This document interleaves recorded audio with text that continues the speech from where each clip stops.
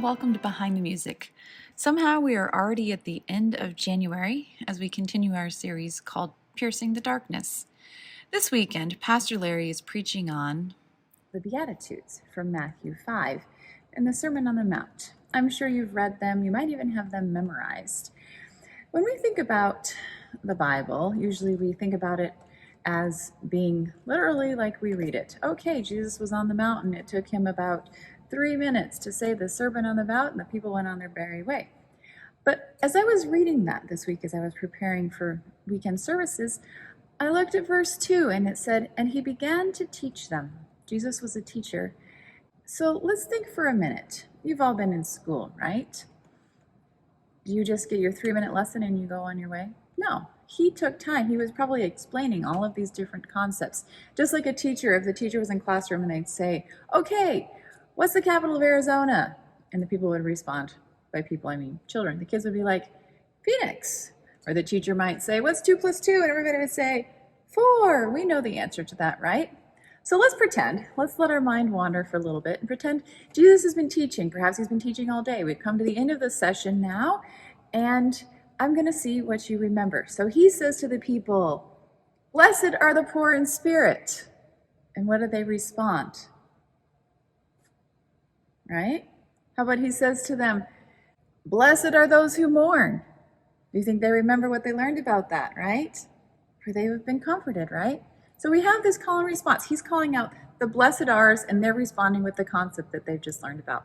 I don't know if that's how it went down. I wasn't there as he was teaching on the mountain, but I think it was much more than just the 3 or 4 minutes that it takes us to read through. Blessed are they, blessed are they, blessed are they. No, this was actually something that they were learning. So I thought that was kind of cool as you think about this interplay between Jesus and the people, the back and forth, and so on and so forth like this beautiful dialogue that we sometimes call and response. It happens here in church. If you're here for a service, sometimes the pastor, in a not very Lutheran way, will say, "Can I get an amen?" And what do the people say? "Amen." Can I get an amen?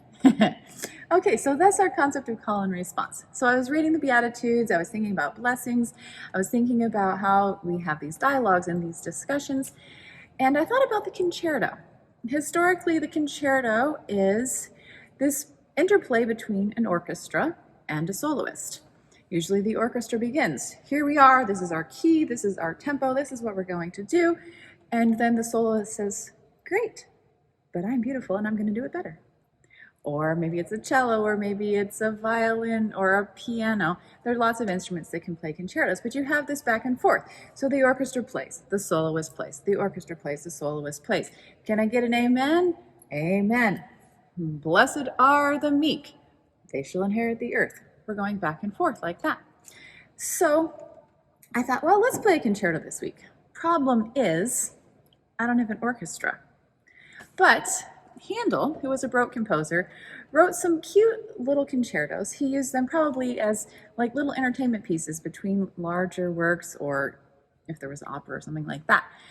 And they can be performed with a chamber orchestra. I had the opportunity to do that when I was a student at ASU, play with, some strings and so on, and then the organ has its little solo moments. But the beautiful thing about being an organist is that we don't have to have other instruments to accomplish this orchestra effect, because I can play here, and then I can play here, and I can do my own contrast of sound. I can be the orchestra, and I can be the soloist. And through this nifty thing right here called a coupler, I can couple them together, so when it says tutti, which means everybody, I can be playing the organ and the orchestra together. If you look closely, you'll see that the keys from the second manual are being played as I play the lower manual. So that's very cool. So I'm going to play for you a little bit from this concerto by the German-born, spent a lot of time in England, Baroque composer Frideric Handel. George Friedrich Handel, he wrote several of these, and he was well known as a fantastic organist and a great improviser. Some people say second only to Bach, but unfortunately we don't have any of his solo works. So these little organ concertos are all that we know of his organ style. I hope you enjoy. I'll play a little bit for you here, starting out with the orchestra.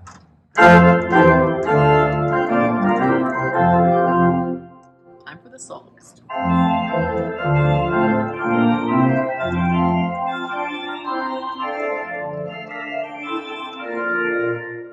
so forth, so on and so forth, and then we come back to the orchestra. And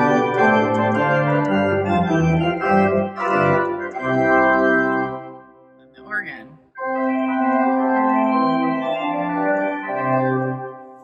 So I'm playing to you from the final movement. And this little concerto has 4 movements. The first one slow, then fast, and then a really beautiful slow one, and then this fast one at the end. The whole concerto altogether is only 8 or 9 minutes. So he didn't intend these to be grand, big solo pieces, but they are just really beautiful works, and they're a lot of fun, and it sounds really nice on this organ.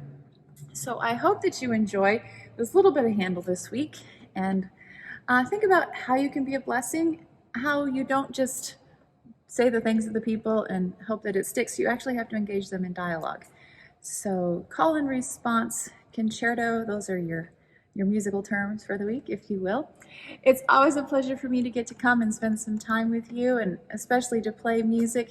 If there's anything that you'd be interested in learning about or questions that you've had from other behind the music that you've listened to, I'd invite you to leave a comment on Facebook or send me an email at my church email address. I look forward to seeing you again next week.